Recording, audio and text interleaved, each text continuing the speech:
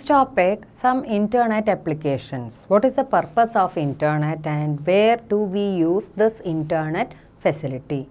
നമുക്ക് ആദ്യം തന്നെ അറിയാവുന്ന ചില ഉപയോഗങ്ങൾ ഇൻ്റർനെറ്റിൻ്റെ എന്താണെന്നും എങ്ങനെയാണ് ഇതൊക്കെ യൂസ് ചെയ്യണമെന്നാണ് പറയാൻ പോണത്. First come www or it is otherwise known as web.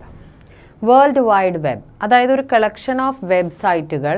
ആ വെബ്സൈറ്റുകളെ നമ്മുടെ ആവശ്യത്തിനനുസരിച്ച് നമുക്ക് അവൈലബിൾ ആകുന്നു. And we are able to make use of the informations which we get from those websites.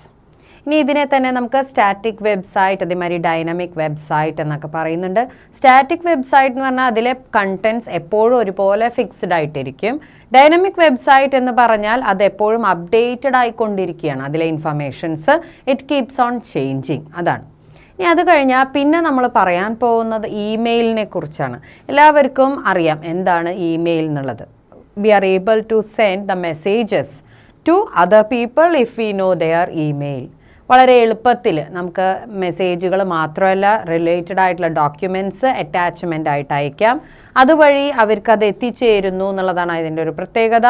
Address തെറ്റിപ്പോയാൽ ഒരിക്കലും അത് അവർക്ക് കിട്ടില്ല. അപ്പോൾ അതുകൊണ്ട് വളരെ പെർട്ടിക്കുലറായിട്ട് നമ്മൾ അഡ്രസ്സാണ് കറക്റ്റായിട്ട് എഴുതേണ്ടത്.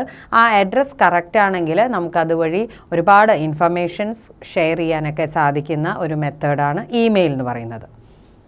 അതുപോലെ തന്നെ ഇമെയിലിനുള്ള ഒരു ഡ്രോബാക്ക് എന്താണെന്ന് വെച്ചാൽ അവരും ഓൺലൈനാണെങ്കിൽ മാത്രമേ അവർക്ക് ആ ഇമെയിൽ അപ്പം തന്നെ ഓപ്പൺ ചെയ്ത് കാണാൻ പറ്റുള്ളൂ. അല്ലെങ്കിൽ അവരെപ്പോൾ അത് ഓപ്പൺ ചെയ്യണോ അപ്പോഴേ കാണുള്ളൂ എന്നുള്ളതാണ് അതിൻ്റെ ഒരു ഡ്രോബാക്ക്. പിന്നെ അത് മാത്രമല്ല, ചിലപ്പോൾ നമ്മൾ വളരെ ഹേസ്റ്റി ആയിട്ട് പെട്ടെന്നൊരു മെയിൽ അയച്ചു കഴിഞ്ഞാൽ പിന്നെ നമുക്കത് തിരിച്ചെടുക്കാനൊന്നും പറ്റില്ല. Once it is send it is send.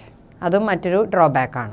നേരെ മറിച്ച് ഇപ്പോൾ നമ്മൾ വാട്സാപ്പിലൊക്കെ ആണെങ്കിൽ മെസ്സേജ് അയച്ചാൽ നമുക്ക് ആവശ്യമില്ല തോന്നി അത് ഡിലീറ്റ് ചെയ്ത് കളയാനൊരു പ്രൊവിഷൻ ഉണ്ട്, ഇപ്പോൾ അവർ കണ്ടിട്ടില്ലെങ്കിൽ. അപ്പോൾ ഇവിടെ നമുക്ക് അങ്ങനെ ഒരു പ്രൊവിഷനൊന്നും ഇല്ല. Next chat. നമുക്ക് ഓൺലൈൻ ചാറ്റിംഗ് അറിയാം. We are able to have a chat means a direct contact. നമ്മൾ തമ്മിൽ കണ്ടില്ലെങ്കിലും ചാറ്റ് ചെയ്തുകൊണ്ട് തന്നെ നമുക്ക് ഇൻഫർമേഷൻസ് പാസ് ചെയ്യാൻ സാധിക്കുന്നു. പിന്നെ അതുപോലെ നെക്സ്റ്റ് വരുന്നത് VoIP, voice over internet protocol.